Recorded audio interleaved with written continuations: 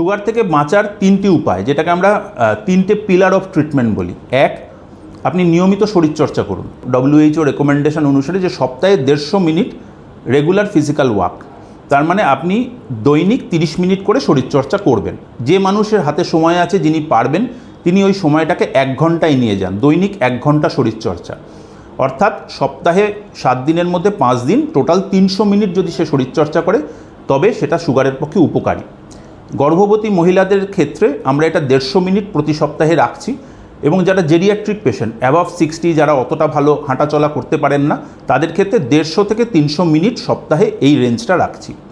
এর পাশাপাশি সপ্তাহে 2 দিন রেজিস্ট্যান্স ট্রেনিং করতে হবে। রেজিস্ট্যান্স ট্রেনিং মানে আপনি কোনো একটা জিনিসকে পুশ করছেন অথবা পুল করছেন, ফলে আপনার মাসেলের স্ট্রেংথ বিল্ড আপ হবে। ওয়েট লিফটিং করতে পারেন, আপনি ঘরে কোনো ভারী জিনিস ওঠানামানো করতে পারেন।